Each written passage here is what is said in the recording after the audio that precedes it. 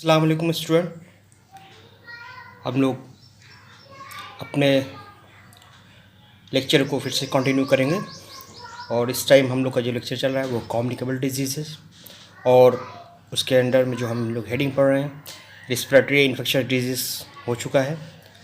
और जो दूसरी सब हेडिंग है वो है इंटेस्टाइनल इन्फेक्शंस, जिसमें हम लोगों ने पोलियोमाइलाइटिस को पढ़ लिया है। और अब हम आज जो दूसरी डिजीज़ शुरू करेंगे यानी इंटेस्टाइनल इन्फेक्शंस में, वह है टाइफाइड फीवर,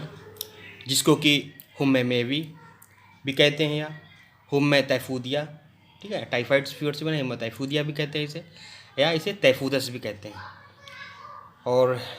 एक नाम से और भी इसे जाना जाता है, वो है एंट्रिक फीवर। तो आई स्टूडेंट, ये आप देख रहे हैं, ये जो साइड में इस तरफ देखिए आप, तो यहाँ पर ये आपको जो ये डायग्राम दिख रहा है, ये क्या है, ये बैक्टीरिया का अपीयरेंस है जो कि टाइफाइड का कॉज करता है, उसका सबब बनता है। अब ये इसमें अगर हम लोग देखें स्टूडेंट, तो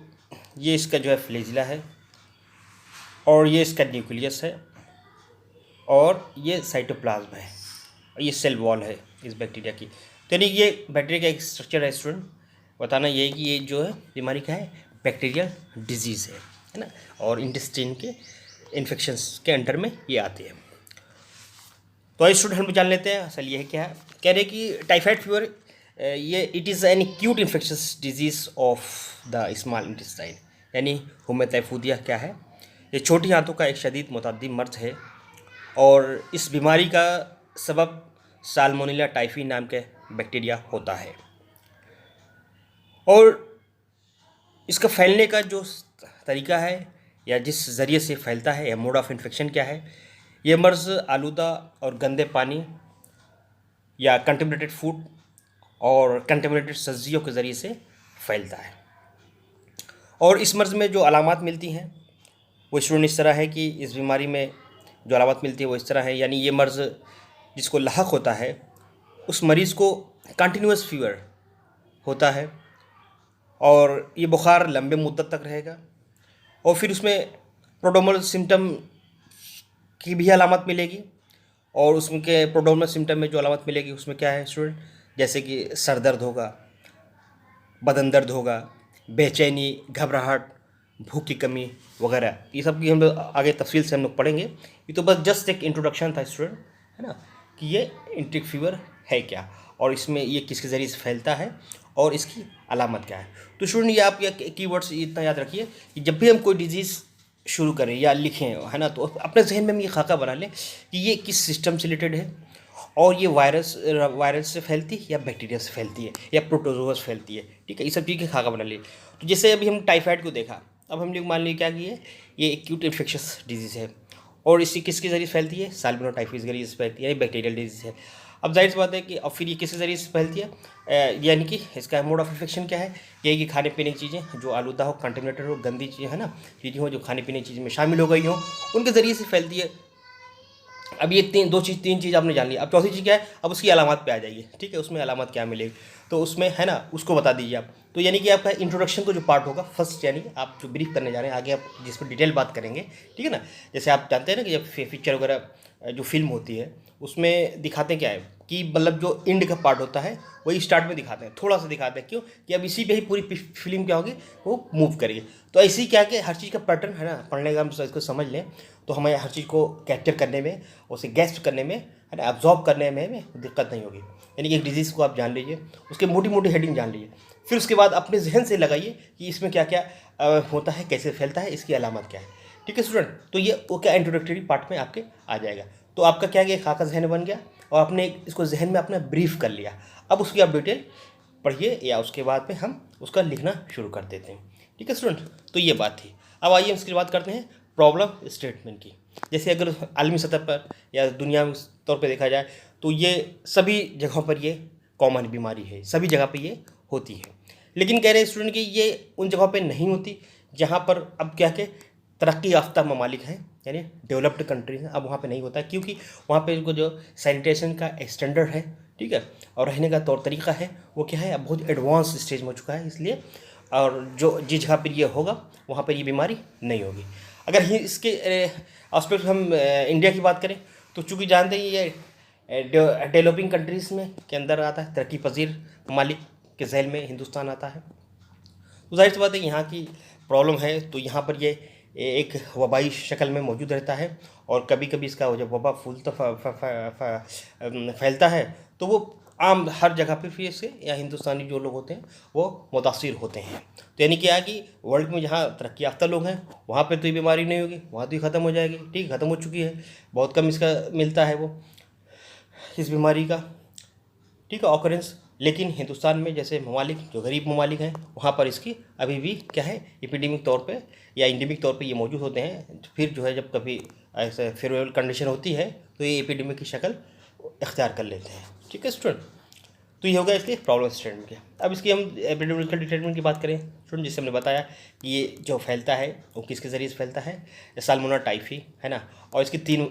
वो जो है एंटीजेंस होते हैं। एंटीजेंस के स्टूडेंट जैसे आपने पढ़ा होगा पैथोलॉजी में, एंटीजेंस क्या होते हैं, यानी कि foreign substance which stimulate the production of antibodies, यानी कि जो बैक्टीरिया या वायरस होते हैं उनके ऊपर सरफेस पे है ना एंटीजन मौजूद होते हैं जो कि क्या कहते हैं एक्टिवेट करते हैं किसका, एंटीबॉडी को। ठीक है स्टूडेंट, तो ये 3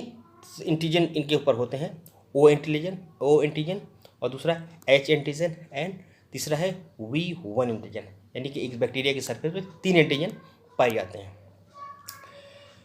तो ओ एंटीजन और एच एंटीजन जो है इसमें जो एंटीबॉडी बनती है इसके अगर बन गई है तो ये मालूम हो जाएगा कि है ना ये बॉडी में कौन कौन सी एंटीजन मौजूद है ना, किस टाइप का टाइफाइड का कौन सा बैक्टीरिया इस बॉडी में मौजूद है। अब स्टूडेंट हम लोग बात करते हैं इसके रिजर्वायर ऑफ इन्फेक्शन, यानी कि ये किसके अंदर ये चीज़ क्या है बीमारी मौजूद रहती है ना। जैसे हमने पढ़ा था कि सोर्स और रिजर्वायर है ना, 2 चीज़ होता है। सोर्स होता है एक चीज़ के बीमारी का या तो रिजर्वायर होता है। सोर्स में है ना जैसे हम लोग टेटनस की मिसाल में पढ़े थे कि टेटनस में क्या है कि उसका सोर्स भी सॉइल है और रिजर्वायर भी सॉइल है, ठीक है ना। और इसमें क्या है सोर्स, जाहिर सी बात है कंटामिनेटेड फूड वाटर ये सोर्स है, और रिजर्वायर यानी इंसान जो इसको इस्तेमाल करता है या खाता है या इस्तेमाल करता है ना इन सब चीज़ों को, तो उसके अंदर आता है, तो रिजर्वायर के अंदर आता है। तो करेंगे man is the only reservoir of infection, इंसान है ना ही जो है क्या है इसका, यानी जानवरों के अंदर ये नहीं पाया, इससे कंपेयर किया जाएगा तो जानवरों के अंदर रिजर्वायर नहीं होता, यानी मैन ही उसका रिजर्वायर ऑफ इन्फेक्शन होता है। अभी कह रहे हैं कि एक तो जब कोई रिजर्वायर है ठीक है जिसके अंदर ये बैक्टीरिया मौजूद होते हैं, अब वो की 2 कंडीशन हो सकती है, या तो वो केस हो सकता है ठीक है या वो कैरियर हो जाएगा। यानी केस अगर इम्यूनिटी वीक होगी तो जाहिर सी बात है केस में डेवलप हो जाएगा, अगर उसकी इम्यूनिटी अच्छी होगी तो कैरियर फॉर्म में रहेगा और जो है वो खुद तो इन्फेक्ट नहीं होगा या उसकी अलामत उसको जाहिर तो इन्फेक्शन चूँकि है वो, लेकिन अलामत उसको जाहिर तो नहीं हो रही है, लेकिन यह एक दूसरे लोग है ना उसके ज़रिए से वो मुतासिर हो सकते हैं। अब स्टूडेंट हम लोग बात करते हैं केसेस में क्या रहेंगे। The case may be mild missed or severe, तो केस की 3 कैटेगरी की गई है,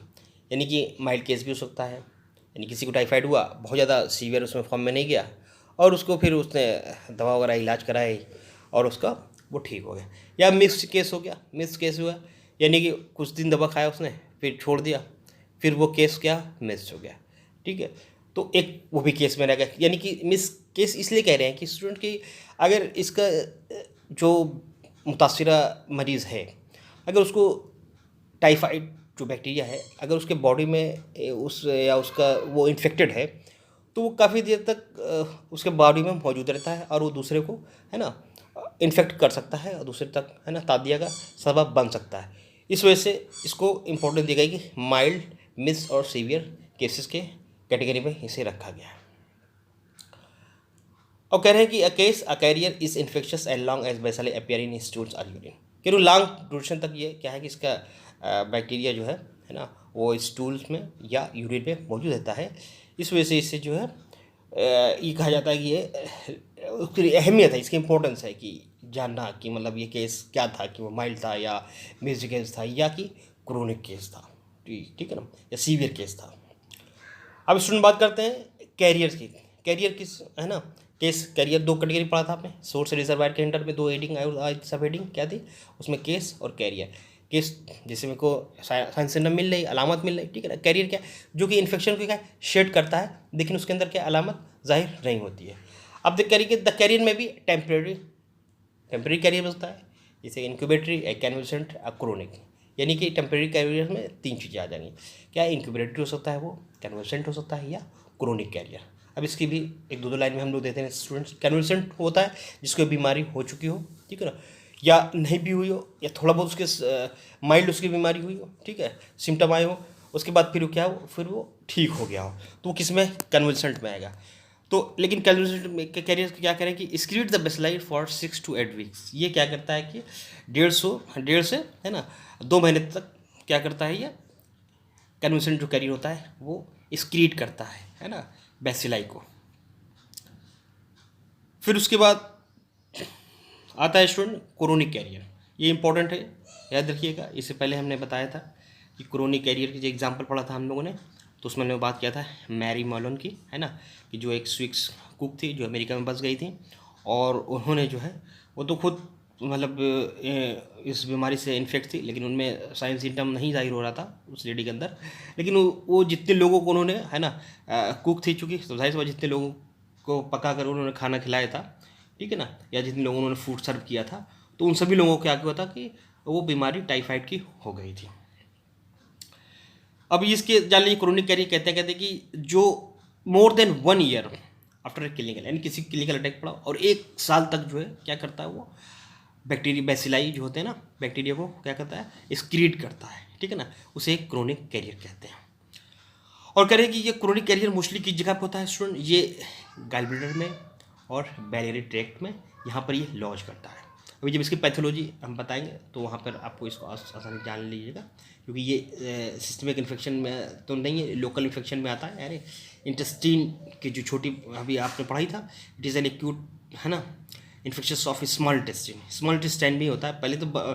लॉन्च होने के बाद ये पूरी इसकी पैथोलॉजी अभी हम आगे बताएंगे तो वहाँ पे आपको आसानी से समझ में आ जाएगा। तो कह रहे हैं कि बायलरी ट्रैक्ट और गॉल ब्लैडर में ये मौजूद होते हैं जो क्रोनिक सबब बनता है, यानी अगर वहाँ पे ना मौजूद हुए, यानी कि वो इंटेस्टाइन में हुए, तो इसका मतलब क्या हुआ कि वो या तो माइल्ड होंगे, या तो वो मिक्स्ड केस होंगे, या तो वो सीवियर होंगे, ठीक है ना, ये इस कैटेगरी में आएंगे। लेकिन अगर वो कोई क्रोनिक है, ठीक है ना, और वो कैरियर फॉर्म में है, तो वो उसका जो बैसिलाई मौजूद होंगे वो लॉन्च करेंगे, वो जो रहेंगे बॉडी में किस जगह पर, उनका फेवरेबल जगह कौन सी होगी, वो गॉल ब्लैडर या बैलियरी ट्रैक्ट होगी। और फिर यही देखिए स्टूडेंट, फिर वही बात आ गई, the famous case of typhoid Mary. क्या है वो, rise to more than 1300 cases, 1300 cases को उन्होंने जन्म दिया था, ठीक है ना, इनके ज़रिए से फैले थे। और एग्जाम्पल ऑफ क्रोनिक कैरियर, तो ये आप याद रखिएगा कि क्रोनिक कैरियर का गुड एग्जाम्पल क्या है, वो टाइफाइड मैरी, है ना। अब स्टूडेंट बात करते हैं source of infection. The primary source of infection बताया आपको कि faeces and urine of cases are career,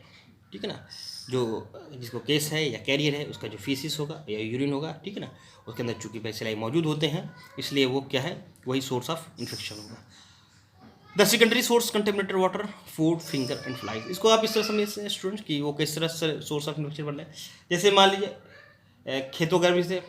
गाजर की खेती होती है,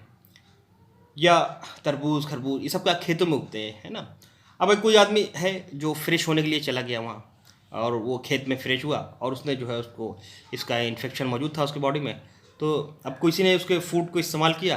कंटेमिनेटेड फूड था, उसको वॉश नहीं किया प्रॉपर, हाइजीन तरीके से उसे खाया नहीं, तो जाहिर सी बात है क्या है, उसको आराम से ये बीमारी हो जाएगी। तो यानी कि सोर्स ऑफ इन्फेक्शन ये हो गया। अब स्टूडेंट बात करें infective material, it is the faeces of the cases and faeces, and cases का जो फीसिस है यूरिन जो बताया आपको, तो इसमें ही दो चीज़ बता रहे हैं कि जो केस है ना, उसके जो अगर कोई केस है तो उसमें उसके फीसिस ही ज़्यादा कंटेमिनेटेड होंगे, ठीक है ना, और वो जो है फीसिस में ही उसके बैक्टीरिया मौजूद होंगे। लेकिन अगर ये कह रहे हैं कि कोई कैरियर है ना, कैरियर अगर कोई इस स्टेज में है, ठीक है, तो उसकी यूरिन और फीसिस दोनों जगह पे बैक्टीरिया मिलते हैं। ये है infective material. Period of communicated क्या है स्टूडेंट कि वो varies from several days to months or even years, थोड़े दिन से लेकर के और सालों तक इसका जो है कम्युनिकेबिलिटी है, यानी कि एक इंसान जो इससे मुतासिर हुआ है वो दूसरे को फैला सकता है। अब स्टूडेंट हम लोग की बात करते हैं होस्ट फैक्टर, यानी कि ये बीमारी किस किस में होती है ना, कौन कौन से लोग होते हैं जिनके अंदर ये कॉमन होती है। तो वो है क्या है, एक तो होस्ट फैक्टर, यानी कि क्या एजेंट एजेंट इस एज इंसिडेंस क्या है, एज इंसिडेंस क्या है। Typhoid is common among the children 5 to 15 years, यानी कि इतने साल के जो बच्चे होते हैं उनके अंदर ये कॉमन होती है। और एमंग एडल्ट टीनेज की आ जाएगी 5 से 15 साल की उम्र में। और ख़ासतौर से एक वर्ड ये भी था बुक में, उसको शायद मिस हो गया, ये था कि स्कूल बच्चों में ये कॉमन होती है, ये एज ग्रुप जो होती है उसमें कॉमन होती है। और सेक्स स्टूडेंट्स की बात करते हैं स्टूडेंट, तो किस में जब मेल फीमेल के रेशियो के ताल्लुक से बात करें तो ये कह रहे हैं typhoid is more common among boys than among girls. Boys में ये ज़्यादा कॉमन होती है बिलमुकाबिल गर्ल्स की। However, the career stage is more common among women than among men. ठीक है student, in the ratio of 5:1, यानी कि कैरियर स्टेज जो भी होगी उसको फीमेल में ज़्यादा होगी, इसीलिए उसको क्या होता है, स्टडी से ये बात निकाली गई है ना। जैसे मैरी मोलिन क्या, वो भी एक लेडी थी है ना, और वो कैरियर फॉर्म में थी, तो होता हो इससे डाटा से निकला हो कि जो है फीमेल ही जो है कैरियर फॉर्म में ज़्यादा रहती हो, और केस फॉर्म जो मिलते हैं वो मेन है ना उसके अंदर या ज़्यादा होते हैं। अब स्टूडेंट बात करते हैं इसकी इम्यूनिटी, तो कह रहे हैं कि ये इसकी इम्यूनिटी अगर किसी की हो जाए तो ज़रूरी नहीं कि वो उसको लाइफ लॉन्ग इम्यूनिटी हो, नहीं, बल्कि कहते हैं कि there is an acquired cell mediated, यानी कि आदमी आप अगर लेता है इससे बात कदम के तौर पे कोई दवा वगैरह खा लेता है, ठीक है ना, तो उसे नहीं होगी वो, या सेल मीडिएटेड इम्यूनिटी होगी तो वो शॉर्ट ड्यूरेशन के लिए होगी। और या किसी की बीमारी हुई उसकी वजह से अगर कोई ये बीमारी हुई है ना, टाइफाइड बीमारी हुई उसके बाद तो उसको क्लिनिकल अलामत मिली, उसके बाद फिर वो ठीक हो गया, तो उसके नतीजे में भी एंटीबॉडी डेवलप हो जाएगी उसके बॉडी में। तो लेकिन कह रहे हैं इन सब की एक शॉर्ट ड्यूरेशन होता है, बहुत ज़्यादा लॉन्ग ड्यूरेशन तक की नहीं होती हैं। और इनका करें रिलैप्स यानी और री इन्फेक्शन के चांसेस होते हैं ये दोबारा हो जाए, यानी कि नोन टू अकर, दोबारा होने के चांसेस होते हैं। अब स्टूडेंट बात करते हैं इन्वायरमेंट फैक्टर में। ये क्या होता है कि मानसून सीज़न में जुलाई सितंबर, यानी कि इस दौरान बारिश होती है और जो है ठीक है ना, तो बहुत सारी बीमारियां इस मौसम में फैलती है, इस वजह से कि रेन जो वाटर होता है ना, तो वो क्या करता है कि एक जगह से दूसरी जगह है ना जाता है, या चीज़ों को उससे कंटेमिनेट होती हैं, इस वजह से ये जो है मौसम इसके लिए फेवरेबल माना जाता है, यानी टाइफाइड बैसिलाई के लिए। अब इसके प्रीडिस्पोजिंग फैक्टर में क्या है स्टूडेंट, पढ़ लीजिएगा, आसान है, यानी कि कौन कौन से ऐसी चीज़ें हैं जो कि बताएंगे कि हाँ डिस्पोज बताती हैं कि ये इस जगह पे टाइफाइड के केसेस ज़्यादा होते हैं। जैसे उसमें मैं 2-3 चीज़ आपकी बात से करूँ तो typhoid is called social disease यानी because there are many social factors are responsible such as poverty है ना, गुर्बत हुई और जहालत हुई, ignorance, poor standard of living, यानी कि अगर आदमी कुछ भी चीज़ आदमी है अपनी प्रॉपर हाइजीनिक नहीं कर रहा है, बदन की साफ सफाई नहीं कर रहा है, या फूड वगैरह जो खा रहा है वो बिना धोए बिना साफ़ किए हुए है ना, अच्छी तरह से बिना पकाए हुए, ये सब अगर यूज़ कर रहा है, या लैक ऑफ सैनिटेशन है ना, लैक ऑफ पर्सनल हाइजीन, ये सब चीज़ें क्या है स्टूडेंट, या open air defecation and urination, low standard of food hygienic practices, ये सब चीज़ क्या है, ये प्रीडिस्पोजिंग फैक्टर है। यानी कि अगर ये चीज़ें बीमारी के अगर ये चीज़ ज़्यादा किसी सोसाइटी में समाज में है तो वहाँ पर ये बीमारी होने के क्या है फैक्टर्स ज़्यादा उस पर असरअंदाज होंगे, ये उसकी वजह से बीमारी हो जाएगी। मोड ऑफ ट्रांसमिशन क्या है स्टूडेंट, इसमें याद रखिए आप 5 थ्रो से है ना, through 6 FS to susceptible person as shown in the figure, इसको आप आसानी से देख लीजिए। फीसिस है, जैसे मैं ये ब्रश ले लूँ, देखिए ये फीसिस है, और फीसिस क्या है, रिजर्वायर का फीसिस हो गया। अब ये क्या कर रहा है, ये कहाँ कहाँ जा सकता है, फ्लूइड में जा सकता है, फूड में भी शामिल हो सकता है, फ्रूट्स में भी हो सकता है शामिल, फोमाइट्स यूटेंसिल्स स्पॉन्टेस, कोई चीज़ होता है आदमी फ्रेश होके आया, ठीक है, टॉयलेट से आया, उसने हैंड वॉश नहीं किया, कोई चीज़ को छू लिया, ठीक है ना, वहाँ पर भी मौजूद हो सकते हैं इसके बैसिलाई। और यह फिंगर्स में है, ठीक है, किसी नेल बड़े हैं तो जाहिर बात है वो उसने फ्रेश हुआ, टॉयलेट में गया, उसके बाद जो है उसको होता कुछ फीसिस उसके नेल वगैरह में रह जाए, ठीक है स्टूडेंट। और या फ्लाइस जैसे फीसिस ओपन डिफिकेशन, एयर में किसी ने डिफिकेट किया, ठीक है, ब्रास किया, अब वहाँ पे मक्खियाँ बैठी और वो भी मक्खियाँ वहाँ से बैठने के बाद वो खाने पीने की चीज़ में बैठ गई। ठीक है स्टूडेंट, तो ये क्या है कि अब यहाँ इस चीज़ हो गई। अब फिर ये कहाँ जा रही हैं, अब ये सीधा क्या रहेंगे, माउथ ऑफ द सब्सटेबल्स, यानी कि होस्ट के अंदर जा रही है माउथ के ज़रिए से, यानी अब उसके बॉडी में दाखिल हो जाएगी। क्या फ्लूइड फ्लूइड करें, ये भी इंसान पीता है, फूड भी इंसान खाता है, फ्रूट वेजिटेबल भी यूज़ करता है, वाइट यूटेंसिल्स यानी स्पून वगैरह मान लीजिए, या कोई चीज़ ऐसी थी है ना जिसको इंसान क्या है इस्तेमाल किया अपने खाने की चीज़ें के लिए इस्तेमाल किया था। फिंगर्स हुए वो बिना धोए हुए है ना, उसको खा लिया कोई चीज़, या फ्लाइज है, फ्लाइज भी किसी रोटी या ब्रेड या केक पे बैठ गई, उसको इंसान ने खा लिया, तो अब ये क्या होगा, सब इंसान के माउथ में गया। अब उसके बाद फिर उसको स्टूडेंट क्या हो जाएगा, बीमारी, ठीक है, उसके वहाँ तक पहुँच गई। ये है मोड ऑफ ट्रांसमिशन।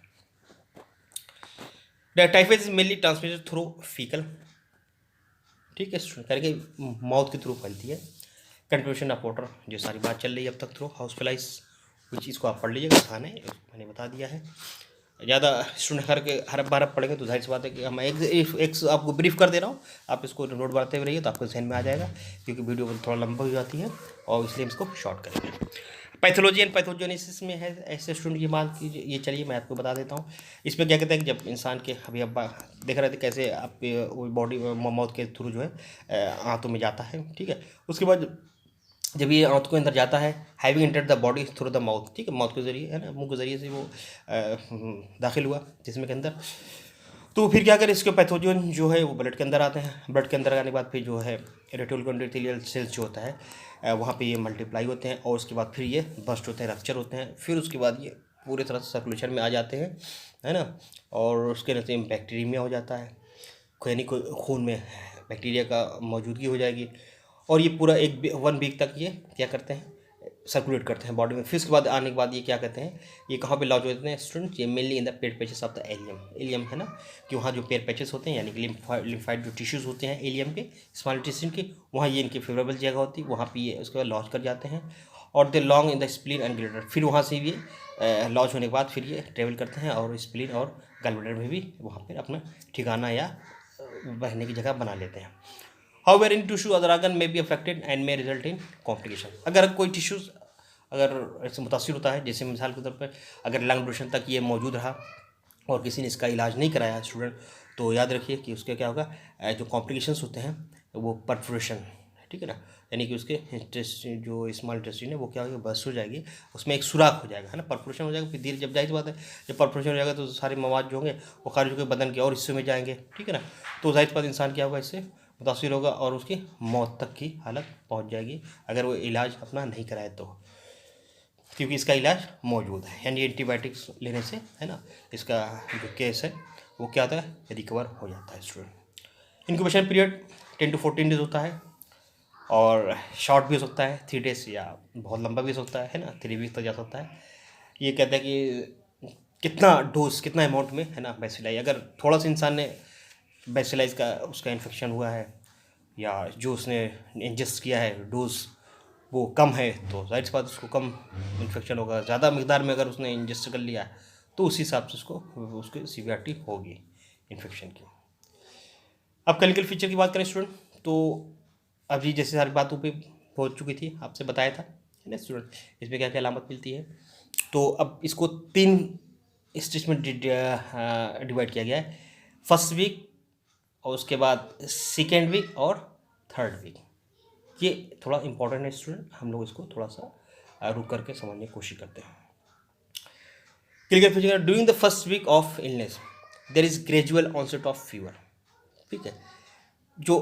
पहला वीक होगा इन्फेक्शन का उसमें क्या होगा, ऑनसेट ऑफ फीवर होगा, कॉन्टीन्यूस तसलसल यानी मुसलसल बुखार होगा उसके अंदर, और ये करेंगे डे बाय डे ये क्या करता है, बढ़ेगा, कि इसके अपीयरेंस क्या होगी स्टूडेंट, ये स्टेप लैडर, यानी कि अगर हम बात करें स्टेप लैडर की तो ये देखिए स्टेप लैडर, यानी कि ये, हाँ ये जैसे स्टेप लैडर की बात करें स्टूडेंट, यानी कि देखिए ये सीढ़ी देख रहे हैं स्टूडेंट, ये यानी स्टेप बाय स्टेप, यानी कि अगर किसी को फीवर हुआ यहाँ पर थोड़ा बहुत था, फिर यहाँ पे थोड़ा देर रुकेगा, फिर आगे जाएगा, फिर उसके बाद थोड़ा बढ़ेगा, यानी देखने की बताना चाहिए, यानी इसका जो फीवर होता है स्टेप बाय स्टेप बढ़ता रहता है ना, सीढ़ियों की तरह, यानी जब आदमी सीढ़ी पर चढ़ता है तो क्या होता है, ऊपर की तरफ, मंजिल की तरफ जाता है। तो इसी तरह से ये स्टेप बाय स्टेप जो है इसका फीवर जो है डे बाय डे कहिए, इसका फीवर बढ़ता है 1 डिग्री सेल्सियस के हिसाब से, ठीक है। एसोसिएट विथ जब ये बढ़ेगा तो उसमें क्या होगा,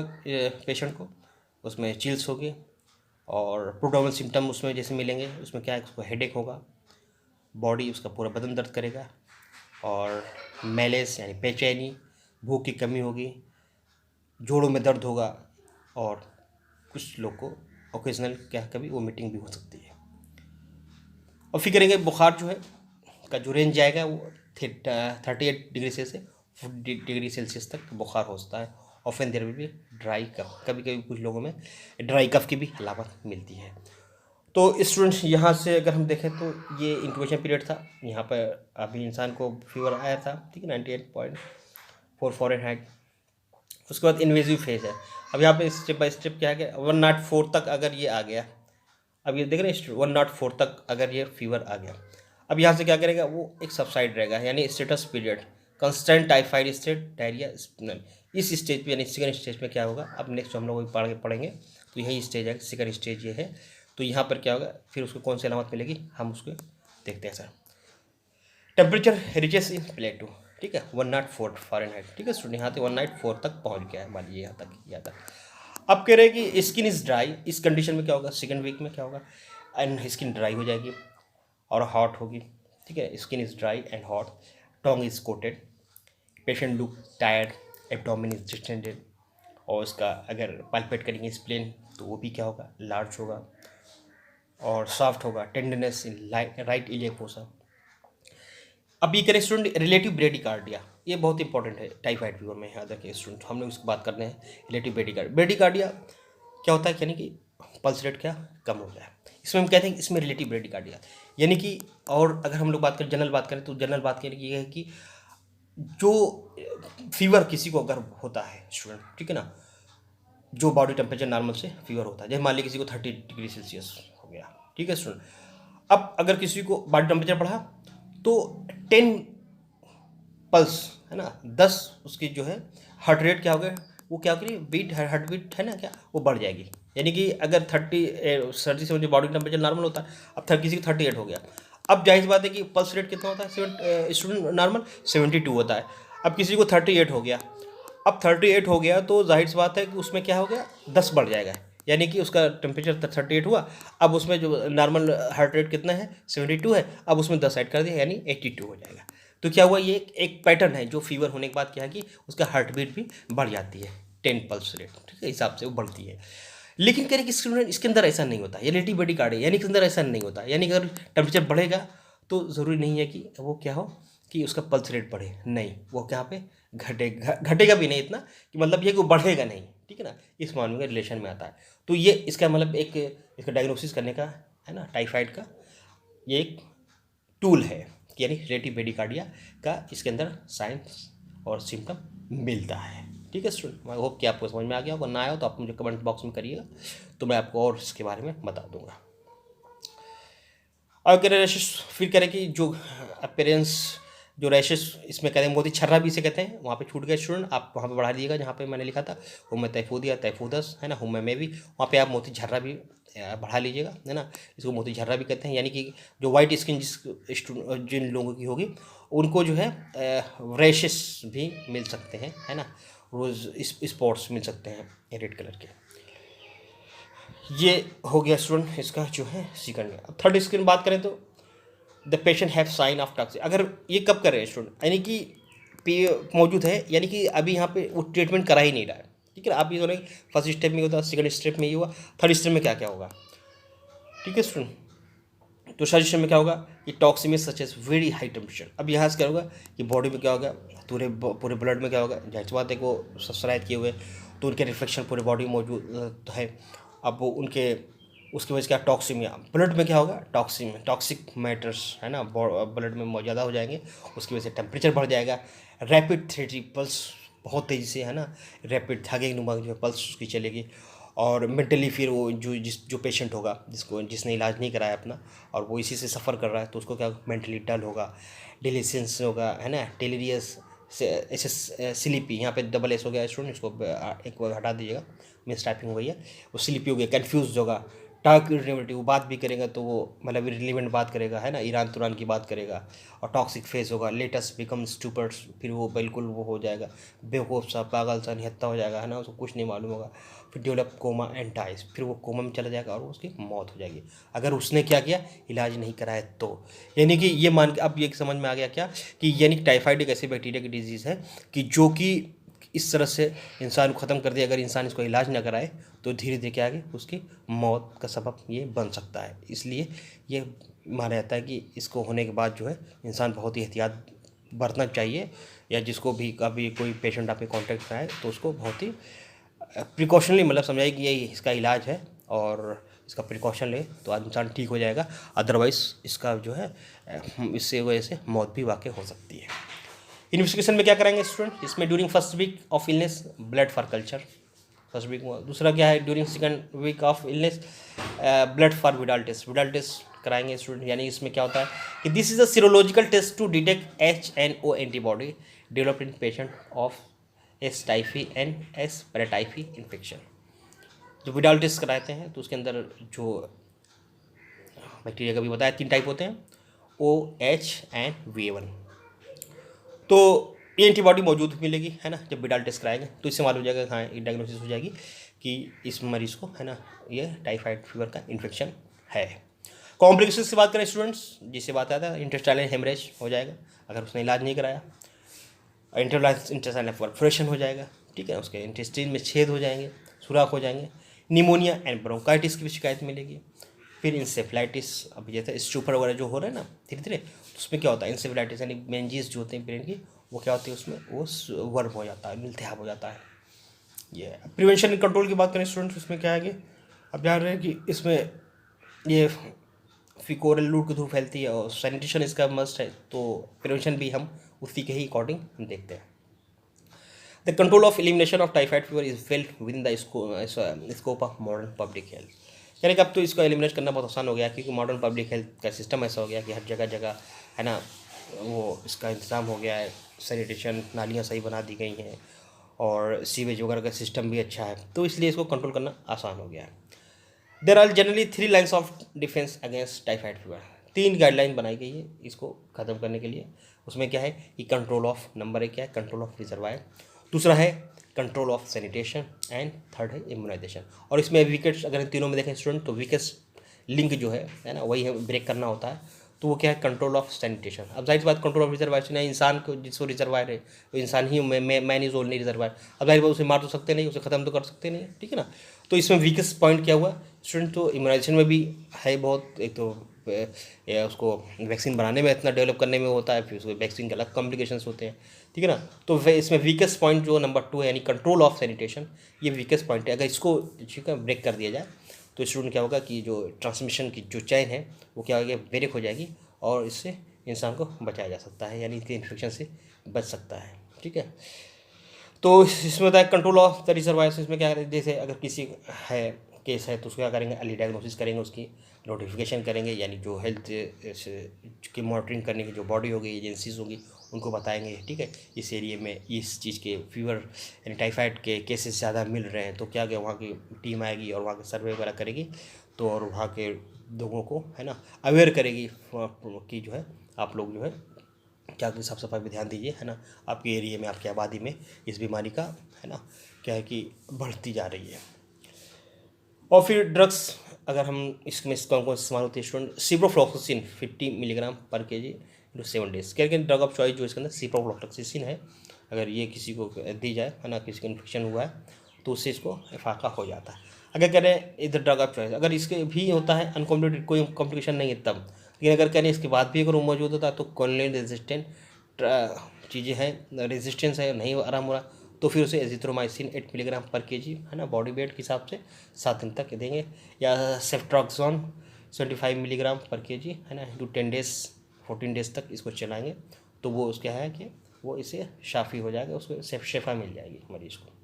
फॉलोअप में रहेंगे उसके 1 to 3, है ना, कि कितने दिन, 3 to 4 मंथ आफ्टर डिस्चार्ज उसको फॉलोअप करते रहेंगे, कि कहीं ऐसा ना हो कि वो चूँकि क्या करते हैं कि उसको बताया ना कि बैक्टीरिया और जो है उसके शेड ऑफ होते रहते हैं, इस वजह से जो है उसके फॉलोअप में रखेंगे ताकि वो जो है और लोगों को इन्फेक्ट ना कर सके। डिसइंफेक्शन ऑफ फोमाइट्स जो होते हैं उसमें क्या करें, 5% क्रिसोल हुआ और 2% क्लोरीन प्लस स्टीम से उसको डिसइंफेक्ट कर देंगे फोमाइट्स को, चीज़ों को, तो वो क्या है कि उससे जो बैक्टीरिया है वो किल हो जाएगा, ख़त्म हो जाएगा, डिस्ट्रॉय हो जाएगा। कैरियर है कोई तो उसके लिए क्या करेंगे स्टूडेंट, कल्चर ऑफ स्टूल को कराएंगे, यूरिन ड्यूरल स्प्रेड वहाँ से भी स्प्रेड करके निकालेंगे, ठीक है, और जांच के लिए भेजेंगे। अगर वो चीज़ मिल रही है तो ये मालूम हो जाएगा हाँ ये इसके अंदर टाइफाइड का इन्फेक्शन मौजूद है। सीरोलॉजी का अगर टेस्ट करवाएंगे तो उसमें वीआई एंटीबॉडी की मिलेगी, है ना। अब जो केस में किसका मिलेगा स्टूडेंट, ओ और एच एंटीबॉडी मिलेगी, बट जो कैरियर होगा उसके अंदर कौन सी एंटीबॉडी मिलेगी स्टूडेंट, V1 एंटीबॉडी मिलेगी। और सीवर स्वैप टेक्निक, एक है टेक्निक ये भी है स्टूडेंट, सीवर स्वैप टेक्निक, यानी कि सीवर स्वैप टेक्निक क्या है कि जो घर वगैरह हमारे जो टॉयलेट होते हैं, ठीक है, उसका एक जो ड्रेनेज जहाँ पे बन रहा है, जहाँ पे उसका टैंक होता है, वहाँ से क्या कि सैंपल निकालते हैं, ठीक है, उसको सीवेज को और लिए जाता है वहाँ, उसके बाद फिर उसको जो लैब में टेस्ट किया जाता है। अगर उसके अंदर वो टाइफाइड के मौजूद रहे तो ये मालूम है कि हाँ घर के अंदर कोई ना कोई है जो कैरियर फॉर्म में है, ठीक है ना, और ये बन सकता है क्या है, दूसरों को इन्फेक्ट कर सकता है, ठीक है ना, तो इसके ज़रिए से डिटेक्ट हो जाएगा। If S typhoid grows it indicate that there is a case और कैरियर इन हाउस, तो अगर ये मिल रहा है, ठीक है, तो ये मालूम हो जाएगा कि घर में कोई केस है या कैरियर है मौजूद है, ठीक है। ट्रीटमेंट ऑफ कैरियर क्या करेंगे स्टूडेंट, इससे एम्पिसिलिन है 4 to 6 ग्राम प्लस प्रोवेंसिस 2 ग्राम इंटू 6 वीक यूजली देते हैं। Achieves good cure because it is eliminated mostly by bile. अगर किसी को ये भी चिल्लाया और कैरियर फॉर्म में है तो उसके कोलेसिस्टेमी कर दी जाएगी, यानी ये देखा जाएगा कि हाँ कैलब्लेडर अब काम करने लायक नहीं बचा हुआ है, तो ठीक है उसके जो है सर्जरी के जरिए से उस कैलब्लेडर को रिमूव कर दिया जाएगा। फिर कैरियर के ताल्लुक से क्या है स्टूडेंट, सर्विलांस लगाया जाएगा, शुड बी, है ना, सर्विलांस उनको रखेंगे नज़र में। The carrier should be prohibited from handling food और वाटर फॉर अदर्स, तो इसलिए कहते हैं स्टूडेंट जो बाहर के जो खाने फूड वगैरह होते हैं, चाट टिक्की वगैरह, इससे इंसान को अवॉइड ज़्यादा अवॉइड करना चाहिए, कि खासतौर से बारिश का जब मौसम आ जाए इसमें अवॉइड करना चाहिए, क्योंकि जो ऐसे लोग होते हैं, है ना, जो इन्फेक्टेड होते हैं वो क्या करें बीमारी का सबब बन सकते हैं। और इंटेंसिव एजुकेशन और hygiene, wash hand after defecation urination, इसके लिए क्या है ज़रूरी है। अगर मान ली वो कर ही रहा है, सर्व करा तो उसी कहा जाए भाई तू खाने वाने का जब भी लगा या जब भी खाना पहुंचा, है ना, किसी को दे तो अपना प्रॉपर हैंड वॉश कर ले, है ना, और नेल वगैरह की सफाई करे, तो इससे क्या है दूसरे इससे इन्फेक्शन से बच सकते हैं। अब ये थर्ड आता है स्टूडेंट ब्रेकिंग द चेन, यानी क्या है वाटर सैनिटेशन, यानी कि पानी का जो सब है उसको क्या किया जाए, ऐसी सप्लाई अच्छी गुड सप्लाई हो, और नहीं तो फिर जो है उसको प्योरीफाई करके या बॉयल वाटर करके पिया जाए तो उसको वाटर सैनिटेशन इससे यूज हो जाएगा। या कभी cover food and water from flies, फिर कह रहे हैं कि फूड को और वाटर को जो है कवर करके रखेंगे, ठीक है ना, ताकि जो इसमें फ्लाइज हैं वो ना बैठें, है ना, जिसकी वजह से ये हो सकता है कि वो इन्फेक्ट कर सकती है मक्खियाँ, इस वजह से। Use of sanitary latrine,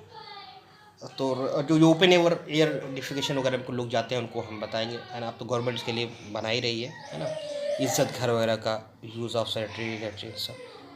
protecting the host immunisation, अब करें कि स्टूडेंट लास्ट में हम लोग बात कर रहे हैं कि अब होस्ट है कि इसमें करते हैं, क्योंकि इसमें बैक्टीरियल डिजीज़ है ना, इसमें जाहिर सी बात है कि अगर जो चीज़ें दी नहीं जाती हैं तो इसमें क्या है कि प्योरीफाइड V1 पोलिसैकेराइड इंजेक्टिव फॉर्म में होती है, IM दिया जाता है, या सबकुटेनियस फॉर्म में होती है 25 माइक्रोग्राम इन सिंगल डोज, ये उन लोगों को दिया जाता है ना। मेंटेन प्रोटेक्शन 3 years होता है कि it be use only in children age more than 2 years के बच्चे हैं तो उनको ये दिया जाता है, उन पर ये असरदार होती है। अभी करें स्टूडेंट ओरल लाइव वैक्सीन होती है, उसके लिए टाइफाइड 21A वैक्सीन के नाम से जानी जाती है, और ये कह रहे कि मोस्टली क्या कि इंडेमिक कंट्रीज कोई किसी जगह पे सफ़र कर रहा है जहाँ पर ये बीमारी नहीं है तो वहाँ उसके लोगों को ये जो है ओरली पिला दी जाती है, ताकि जिस जगह पे वो जा रहे हैं ना वहाँ चूँकि ये बीमारी नहीं है तो वो लोग क्या आगे उसके इन्फेक्शन से बच सकें। और ये बताएं रूट है क्या है, उसके बाद माउथ के ज़रिए दी जाएगी। अब ये करेंगे कैप्सूलर फॉर्म में हो सकती है या लिक्विड सस्पेंशन में हो सकती है स्टूडेंट। तो ये ओरल वैक्सीन की बात है। तो स्टूडेंट ये थी अब तक की बात, और ये टाइफाइड कितना लोग हम लोग ने पढ़ा, और इंशाल्लाह फिर हम आपसे मिलेंगे। तब तक के लिए हमें याद है, अल्लाह हाफिज़।